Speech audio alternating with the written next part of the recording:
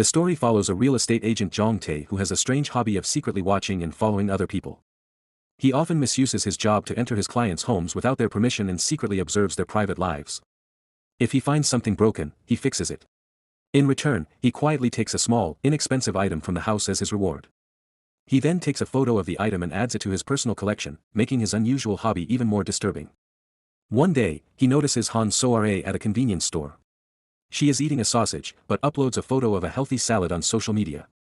Seeing the big difference between her real life and her online image, he becomes curious about her. He starts following her and eventually finds out where she lives. He also notices that her apartment building has no CCTV cameras. Searching through her mailbox, he learns that Han Soare is a famous social media influencer. The perfect life she shows online makes him even more curious about her.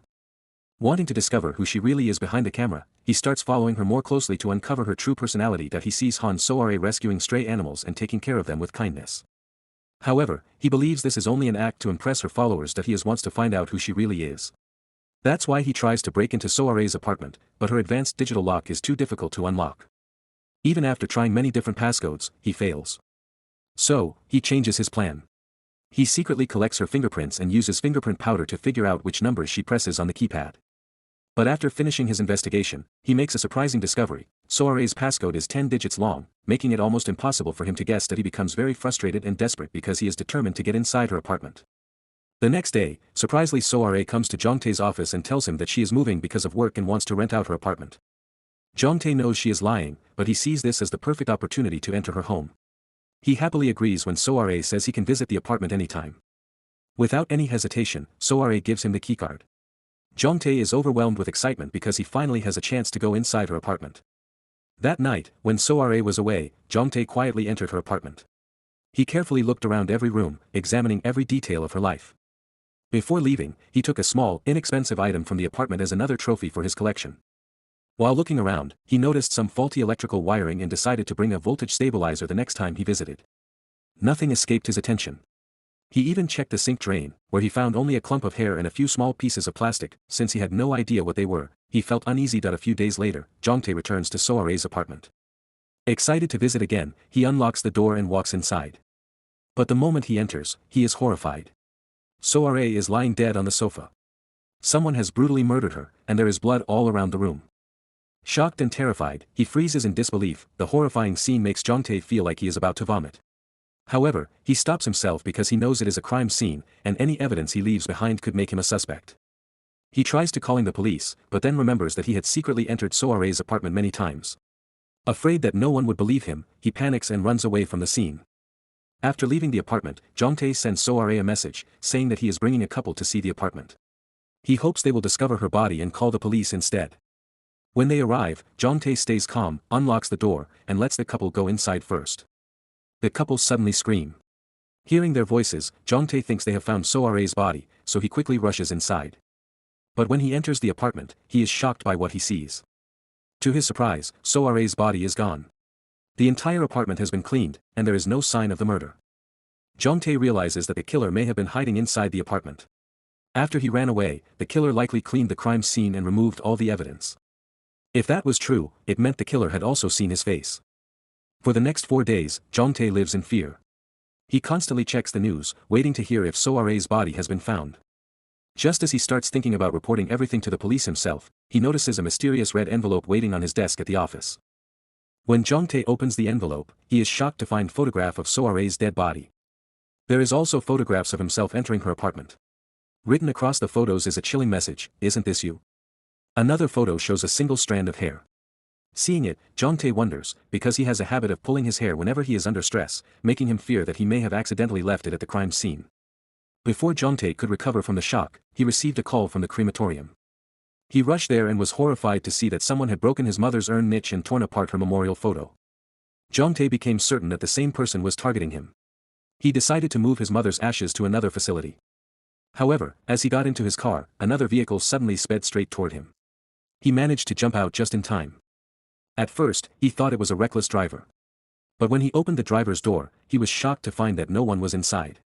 Later, Zhang Tae and the crematorium staff checked the surveillance cameras, but they were unable to identify who was behind the incident. Meanwhile, one of Soare's friends goes to the police station and files a missing person report of her. She tells the police that Soare had asked her to report her missing immediately if she ever disappeared for more than 2 days. The detectives begin investigating the case. They discover that Soare's phone location and bank transaction records suddenly stopped. Their only clue is the real estate agency that Soare had recently been dealing with. When Jongtae arrives at his office, he finds police detectives waiting for him. Although he is nervous, he tries to stay calm and answers their questions as naturally as possible. Jongtae tells the detectives that he tried calling Soare several times, but her phone was switched off. So, he sent her a message saying that he was bringing a couple to see the apartment. He explains that when they arrived, Soare was not home. The detectives ask for the couple's contact information, and he gives it to them. The detective then asks Jongtae to hand over the apartment keycard. Feeling nervous, he quietly gives it to her. When the two detectives inspect Soare's apartment, they find it completely clean, with no signs of a crime. Meanwhile, Jongtae watches them nervously from a distance. Just then, Detective Woo notices something under the sofa. When she takes a closer look, she discovers bloodstains that were not completely cleaned. The police immediately seal the apartment as a crime scene. Watching from a distance, Jongtae realizes that the killer may have deliberately left those clues behind to make him the main suspect. Before the police can accuse him of the murder, Jongtae decides to find the real killer himself. He thinks that if someone hated Soare enough to kill her, there must have been signs of it in her past. So, Jongtae starts rewatching Soare's old live streams and videos. He notices a woman who constantly criticizes Soare, accusing her of keeping charity money that was meant to help stray animals. The woman is a streamer named Go Sonayo. Surprisingly, she turns out to be Soare's best friend. She had even publicly threatened to sue Soare. Jongtae begins to suspect that jealousy may have motivated her to kill Soare. He watches Go Sonayo's videos and eventually figures out where she lives. When she is away, he secretly enters her home to look for evidence. There, he discovers a box filled with red envelopes, exactly like the one he had received. Inside the box, Jongtae also finds several printed messages from an online user named 1984. The messages are disturbing. The user claims to be tired of only watching Soare's live streams and demands to meet her in person. He even threatens to kill her if she refuses. Jongtae checks the user's profile and discovers that 1984 is a middle-aged man who has been following Soare wherever she goes. He has also left disturbing comments under many of her videos. Soon after, Soare suddenly stops posting online. Jongtae begins to suspect that Go Sonayo and 1984 may have been involved in Soare's murder. And now they are trying to frame him for the crime. However, when Jongtae returns home, he notices one of his shoes lying near the door. He immediately realizes that someone may have broken into his apartment. He grabs a baseball bat and reaches for the light switch, but the power is off. Suddenly, he hears someone entering his door code from outside. He tries to look through the peephole, but it has been covered. The keypad continues to beep. When someone opened the door. Then he notices a red envelope on the floor. As he reaches for it, a person dressed in black suddenly attacks him from inside the apartment. Another person in black also enters and joins the attack. During the struggle, Jongtae manages to pull off one attacker's helmet. To his shock, he recognizes him as the middle-aged man known online as 1984. This makes Jongtae even more convinced that 1984 is responsible for Soare's murder. Terrified, Jongtae rushes to the police station to report the stalker. Jongtae returns with the detectives and they seize the CCTV footage. The recording shows two people climbing toward his apartment. He tells the detectives that the man broke into his home and he is responsible for Soare's murder. Jongtae also claims that Go Sonayo and 1984 are working together. However, the detective question his theory. They point out that if Go Sonayo was involved, why would she be the one to report Soare missing? Jongtae explains that she may have done it to avoid suspicion. He insists that the killer is still inside his apartment and believes that catching him will reveal the truth. But as soon as they enter the apartment, they are shocked to see. The stalker, known as 1984, is found dead inside. A red envelope is also placed nearby. Jongtae worries that it may contain evidence against him, so he tries to take it. However, the detective grabs it first. Inside the envelope are photos of Jongtae with the stalker, along with pictures of Jongtae at Soare's apartment. The detective immediately suspects Jongtae and tries to arrest him. Panicking, he knocks the detective unconscious and runs away. The police then search his apartment and find a blood-stained shoe. DNA testing confirms that the blood matches the blood found under Soare's sofa. As a result, the police issue a warrant for Jongtae's arrest. Meanwhile, Go Sonayo starts a live stream and tells her followers that Jongtae, the real estate agent, is responsible for Soare's murder. The accusation quickly spreads across the internet, and people begin believing that Jongtae is the killer. Meanwhile, Jongtae goes to the stalker's house to search for clues. After looking through piles of garbage, he finds a handwritten address of the crematorium where his mother's ashes are kept. This reminds him of the earlier incident at the crematorium. Jong-tae immediately rushes there, retrieves the urn, and opens it. To his shock, he finds a blood-stained knife hidden inside, the same weapon used to kill Soare. Still in shock, he continues searching and discovers another red envelope. The message inside warns him that if the police find his secret hideout, he will be in serious trouble. He then throws the blood-stained knife into the river, hoping to get rid of the evidence. Furious, Jong-tae goes to Go Sonayo's house. Without saying a word, he destroys her entire live stream setup. Under Jong-tae's questioning, Go Sonayo finally reveals the truth. The online hate she directed at Soare was completely fake. It was all part of a plan they had created together. The more harshly Go Sonayo criticized Soare, the more sympathy Soare received from her followers. This helped Soare gain more followers and donations. In return, Soare gave Go Sonayo 20% of the earnings. However, Jong-tae still doesn't believe her. He shows her the red envelope and demands to know where it came from. Go Sonayo explains that the envelope was from Soare and that Soare used to give her money in those envelopes. Suddenly, everything becomes clear to Jong-tae. He remembers the faint scent he noticed on the masked attacker. It was the same perfume Soare used to wear.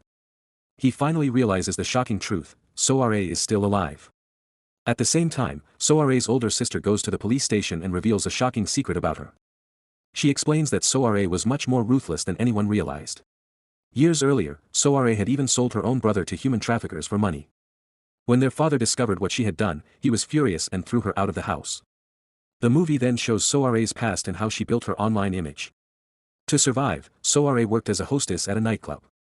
However, her arrogant attitude often got her into trouble. One day, she posted a selfie from a hospital. In the background, there was a poster about a blood donation campaign. People assumed she had donated blood and praised her for being kind and caring. Seeing how much attention she received, Soare realized that kindness could become her brand.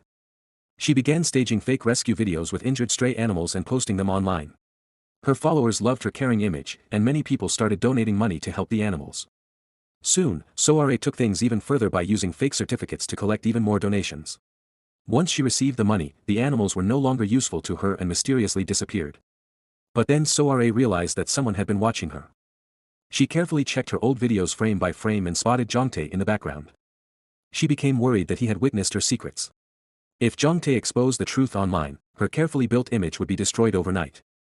But Soare was no ordinary woman, she decided to strike first.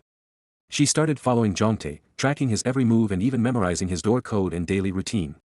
When Jong-tae left for work, Soare secretly entered his apartment. She even finds his hideout there. She discovered a hidden door. Behind it was a collection of trophies that Jong-tae had secretly gathered from other people's homes. Soare then set the trap, pretending to rent her place to lure him in.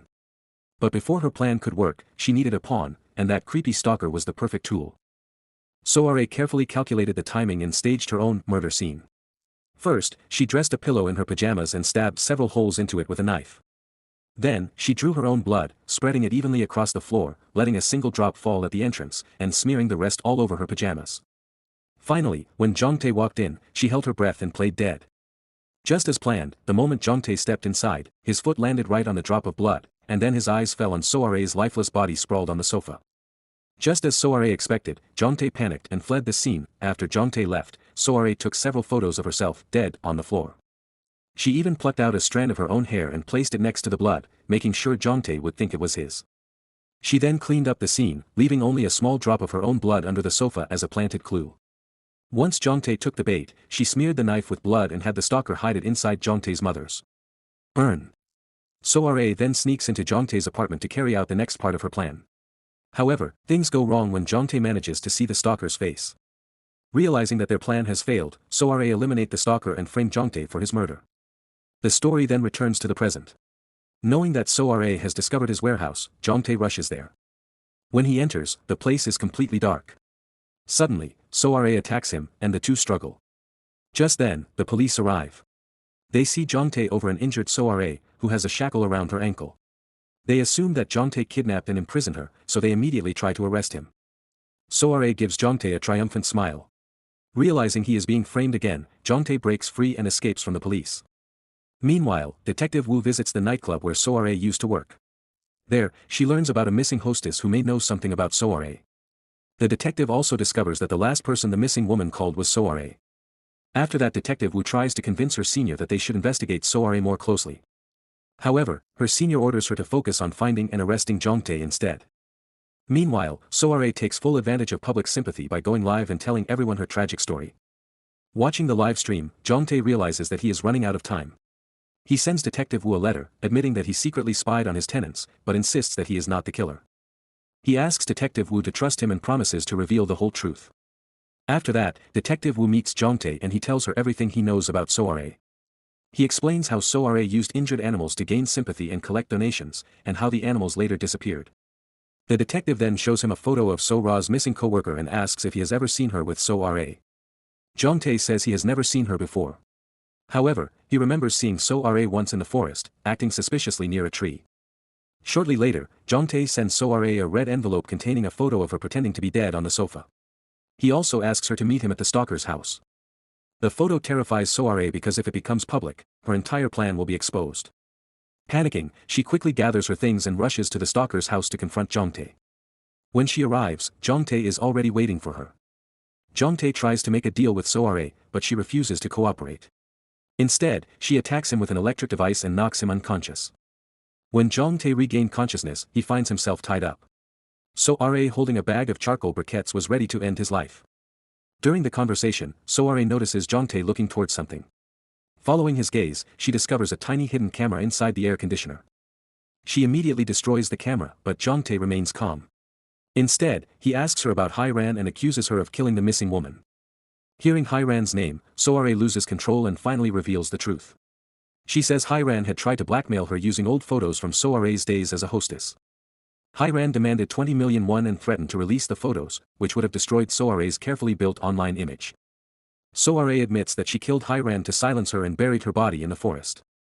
Meanwhile, the police follow the information Jongtae provided and search the forest.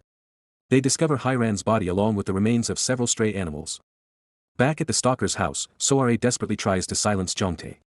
Suddenly, Detective Wu arrives with other officers and catches So-ra in the act. They immediately arrest her. Seeing this, So-ra tries to attack Jongtae, but the officers quickly step in and protect him.